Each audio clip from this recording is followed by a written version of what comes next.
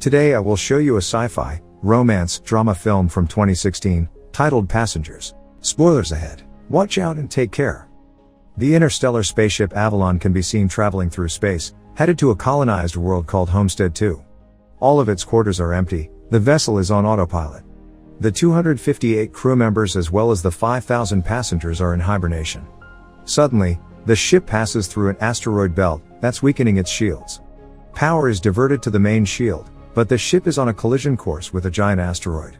Suddenly, the asteroid collides with the ship, causing various malfunctions. The ship begins self-reparations, but one of the hibernation pods activates. The passenger awakened is Jim Preston, a mechanical engineer.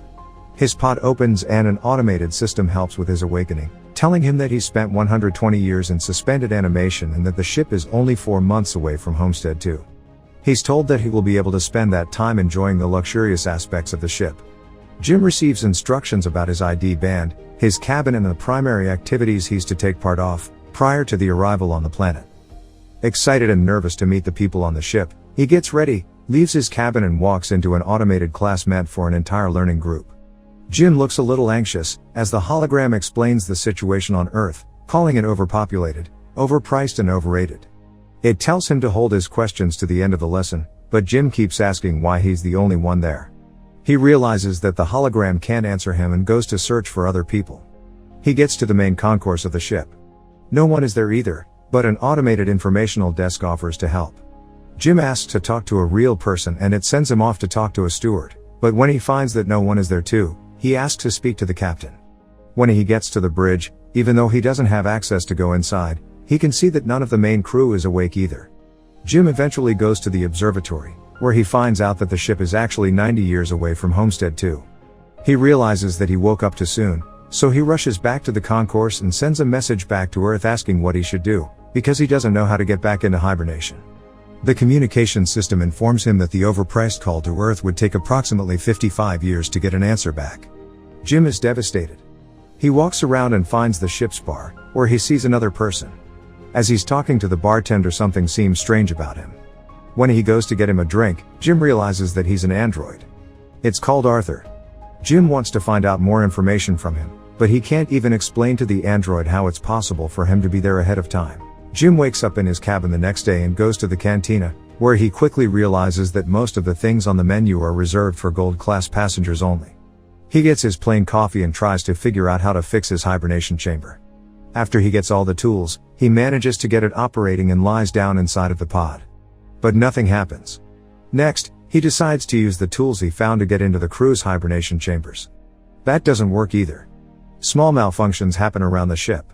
Jim keeps returning to the bar to drink, but mostly to talk to Arthur. The android gives him some advice that convinces him to break into one of the gold-class rooms and try to have some fun on the ship. Jim tries all the restaurants, the games, the entertainment system. But as time passes, he becomes even more miserable to be there alone. One day, he gets drunk and wanders around the hibernation pods, when he stumbles into an airlock with spacesuits designed for spacewalks.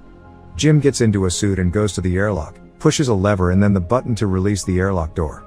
Once outside the ship, he's mesmerized by the view. He's the only conscious human being experiencing that moment in time. Jim releases the magnets on his boots and floats in space, feeling devastated. He comes back inside, takes off the suit, but goes back to the airlock without it on. He pulls the lever, ready to end it all, but changes his mind in the last moment, runs back inside and slips on a bottle. Jim stands up and is instantly drawn to a woman in one of the pods, named Aurora.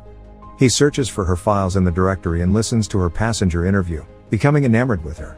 Later he's seen sitting next to her pod, still listening to her interviews. Back in the bar, he's reading some of her work and is talking to Arthur about her writing. He becomes obsessed with the irony of his situation, going to another planet for a better life, waking up early and not getting there, and finding his perfect woman, only for her to be out of reach. Jim keeps thinking about her and starts getting the idea to wake her up too. He talks it over with the android, but he doesn't understand the conundrum. If he wakes her up for his own benefit, he'd be stranding her there with him, to die on the ship. Jim decides against it first, but as time goes by he can't let it go. Until one day, he changes his mind. He goes to her pod and manages to activate it. As she's waking up and going through the same process as he did, he hides and goes back to his room. A little bit later he goes to the main concourse, hoping to find her. And there she is, just as confused as he was a year ago. Jim tells her they're the only ones awake and takes her to the observatory. Then he tells her that he can't get to neither the crew, nor the main commands of the ship. Aurora freaks out and wants to get back into her pod. When they get to it, Jim explains that there is no special equipment on the ship that can help them get back into hibernation, effectively telling her that they're stranded. They go back at the concourse and he tells her that she should rest, since she just came out of hibernation. She feels sorry for him, having to spend more than a year alone on the ship. Jim goes back to the bar, feeling regretful about what he did. He asks Arthur not to tell Aurora that he was the one that woke her up. The next day, Aurora wakes up. She goes back to the concourse and asks the automated info desk about the hibernation pods. Jim joins her there and they go to get breakfast. As they leave, the info desk has some sort of malfunction. In the cantina, Aurora realizes that Jim has been eating the same breakfast for more than a year and gets him one of the gold class menus. They talk about the possibility to fix the pods, but, unlike Jim, Aurora isn't ready to give up. She searches through the infirmary, then goes through research documents, eventually ending up at the crew's hibernation quarters trying to break the doors open. Jim notices more malfunctions throughout the ship. Sometime later, Aurora laments about her life on the Avalon.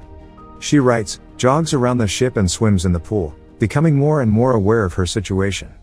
She goes to the cantina to interview Jim, thinking that his story might be interesting. She asks why he immigrated to the colony. Jim answers with slogans from the company first, but then further explains that he hopes that on the new world he could be somebody, he could build a life. Later, they end up in the observatory and Aurora finally shares her reason to be there.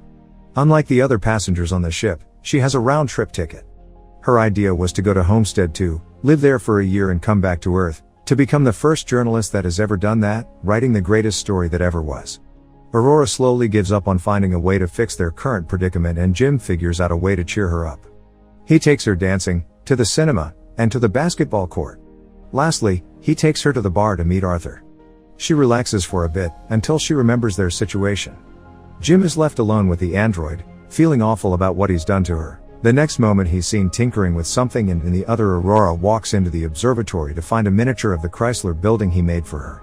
Sometime later, they go on a date at the bar. They have dinner and share stories about their lives. She tells him that her father died when she was a teenager. After the dinner, Jim takes Aurora to the airlock and they get into the spacesuits. They go out for a spacewalk together. Jim finally has someone to share that magnificent experience with. Jim switches off the magnets on their boots and they float together in space. They come back inside and immediately kiss, retreat to his cabin and sleep together. Soon after, they start living like a couple. Aurora moves into his cabin and writes about her life on the ship. They jog together, eat together, sleep together. Jim explores the ship further and finds the hydroponics bay. He brings Aurora flowers. One day the ship passes by a red giant and they go to the observatory to see it. It's Aurora's birthday, so later that night they celebrate it in one of the many restaurants on the ship and then the bar. Jim goes to the washroom and prepares the ring he made for Aurora, while she stays in the bar chatting with Arthur. The android tells Aurora that Jim woke her up intentionally, unaware that he was still to keep that a secret. Suddenly, Jim comes back and she confronts him in absolute disbelief. She runs away furious and panicked. Jim comes back to his cabin to find all her things gone. He runs into her in the cantina the next day, but the moment he speaks, she runs away. Aurora is desperate. One night she goes over to Jim's cabin, punching and kicking him, wanting to kill him. Talking to her over the comm because she keeps avoiding him, Jim tries to apologize and explain his actions to her. He tells her he fell in love with her, but Aurora doesn't care. She can't forgive him for taking her life. One night, as Jim is in his cabin, another malfunction happens. The ship faces a critical error and the main command shuts down. Later, he walks into the elevator and it malfunctions. Aurora walks into the main concourse and sees that Jim has planted a tree there. Then, she goes to the cantina, where the food dispensary is also malfunctioning. Suddenly, both of them hear the voice of the deck chief over the comms, asking who planted the tree. They both run into the concourse and see Gus Mancuso standing in front of Jim's tree. They introduce themselves and tell the chief about the situation. He doesn't understand how 3 pods could fail. Mancuso takes them to the bridge and he discovers that there is something wrong with the ship, but the information on the systems has to be checked manually.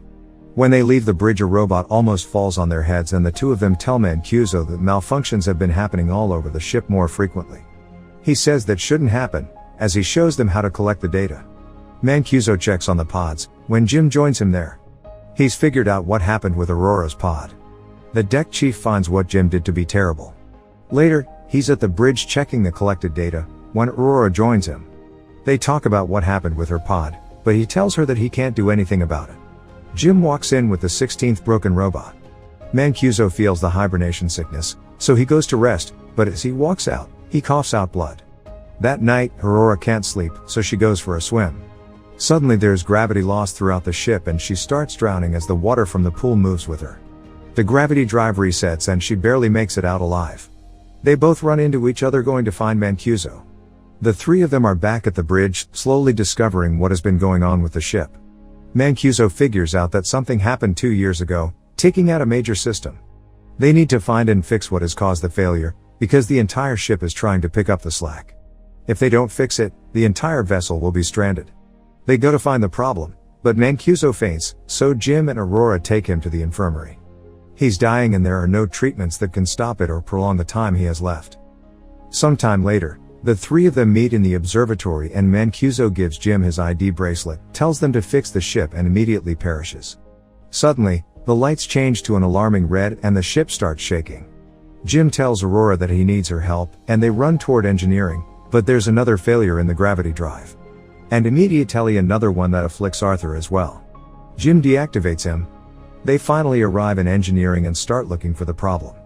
They find it in the power plant and as they open the hatch, Aurora gets sucked in.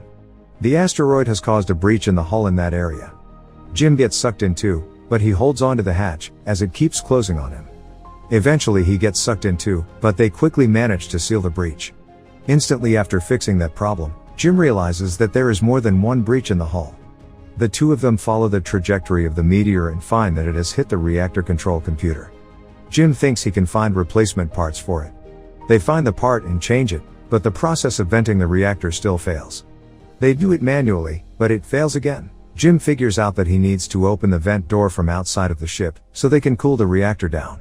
Both of them go to the airlock and as he's getting ready to go out, he gives Aurora Mancuso's bracelet, because he might not come back.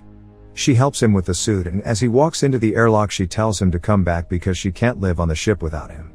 Aurora goes back to the reactor, where the temperature has hit critical heights. A bolt from the reactor propels into her arm, as Jim is getting closer to the vent from the outside and sees the door. The temperature rises in the reactor room, while he is trying to bypass the vent door to open it. He soon realizes that he'll have to manually hold the door open so the reactor can vent and he tells Aurora. She doesn't like the plan, but he goes ahead with it and tells her to vent the reactor. She doesn't want him to die and they argue, but he tells her that they have to save the other people and she vents the reactor. The process is successful, but the fumes from the reactor push Jim away and break his tether. The pressure in his suit is dropping too. He tells Aurora what happened and she moves as fast as she can to get to another suit and bring him in. He apologizes to her again. She puts on a suit and flies out to get him, but her tether is too short. She's pulled back, but suddenly grabs onto his tether and manages to pull him in. Aurora drags Jim into the infirmary, only to find out that he's already dead. She uses Mancuso's bracelet to override the medical protocols and to resuscitate him. The medical pod does the work automatically and revives Jim.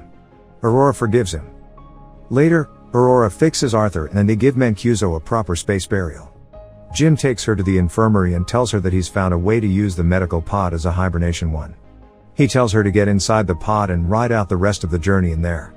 But, as is later revealed, she declines and decides to stay with him, awake on the ship. Jim finally proposes to her and they live out their lives on the ship. 88 years later, the Avalon arrives on Homestead 2. The crew wakes up and finds the ship in a very unexpected state. Aurora leaves them a message, retelling the story of the life her and Jim had on the ship while the rest were sleeping. Make sure to subscribe and turn on notifications so you can watch more videos like this. Thanks for watching.